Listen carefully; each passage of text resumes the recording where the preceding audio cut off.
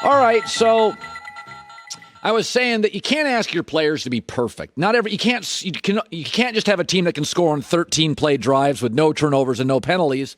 You look at these teams like this is why Stephon Diggs changes Buffalo. You get some cheesy touchdown. Not everybody can coach perfectly and play perfectly. I watched Mac Jones in New England last night, and I'm like, I don't see a lot of 2-play drives.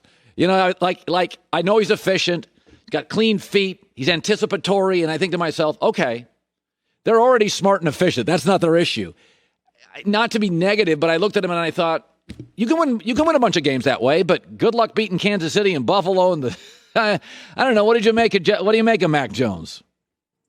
Well, if there was a perfect place for Mac Jones to go, it's New England. It's absolutely the best landing spot he could hope for.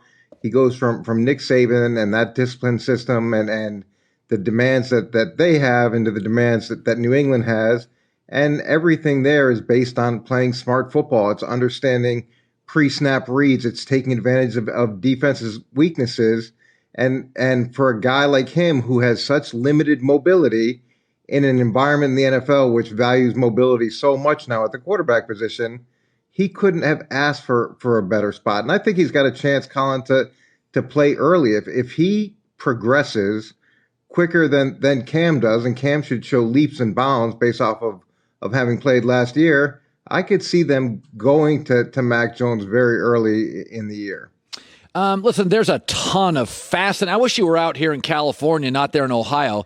Honest to God, Coach, I get by 10 in the morning tomorrow, I get Tua against Justin Fields. I got Drew Lock. I got Urban Meyer's debut. I got Zach Wilson, Jordan Love, Trey Lance. I got Darnold and Carey. It's a great weekend of stories. I'm interested on Justin Fields. 4 quarterbacks played in that Miami-Chicago scrimmage, and they play Saturday morning. And according to reports, only one quarterback got oohs and ahs. And I said, players are fans too. And that goes a long way. I mean, Andy Dalton may be able to audible 6 different ways on Sunday. But I think for Matt Nagy, would it be hard not to play Fields because of his dynamic athleticism? And players see that. They feed off it. Yeah, Andy Dalton, to me, has the shortest runway of any starting quarterback. And they want Justin Fields to play. They want Justin Fields to work. And you hear it from the players, too. You mentioned that their fans, they're sitting there watching him perform, and they want that ability to be dynamic. I think it was Jimmy Graham that compared him to Russell Wilson. When you start getting that type of lobbying in the locker room, you know that ownership wants him to play because it'll excite the fan base. It's not going to take very much for him to unseat the starter who came in a very unenthusiastic manner. So, yeah, he's another guy you're probably going to see very, very early, if not right at the start of the season. All right, Dak Prescott having a second MRI. Dallas sent out a tweet yesterday that was carefully worded. Don't be alarmed. It's no big deal. But Dak's having a second MRI. You've been in this league a long time. It's not. There's 32 starting quarterbacks. One's had 2 MRIs. What do I make of it?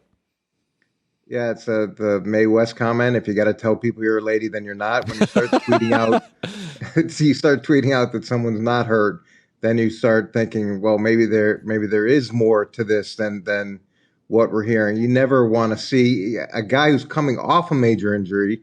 You're so worried that he's going to be able to adjust to that and to recover and to think on his feet and not take that into account. Now he's dealing with a shoulder injury. And the first thing you think is, how did this happen? How did you get to that point?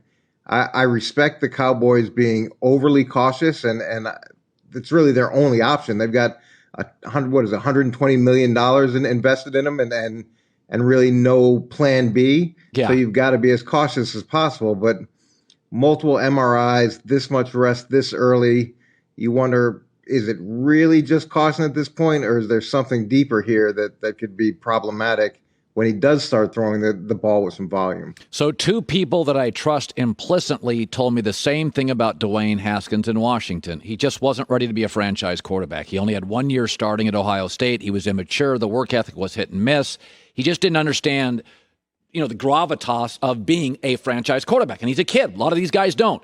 In your experience, because I watched them last night with the Steelers, and I'm like, he's big and strong and accurate. Like, there's a lot I like. He looks like an heir apparent to somebody. He's still only like 23, 24 years old.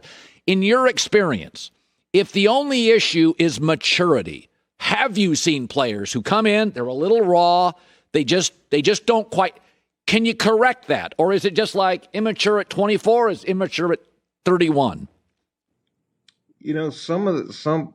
Sometimes the greatest gift that you can give a player is to cut them. And that sounds counterintuitive, but when you come in as a high draft pick with all those expectations and with all the benefits and benefit of the doubt that you get as that quarterback, there's some guys that can't handle it. They can't handle the freedom that comes with pro football in terms of what you have socially, and there's no one checking in on you, and everybody handles that differently. So it was bad. It was everything I've heard out of Washington is how bad it was, and you've got to mess up really badly for a team to move on from you as quickly as they did. So if he can handle that aspect, if he can fix that aspect, obviously he has tons of potential to play at a high level. Now, I wouldn't get too excited about last night because it was against the twos.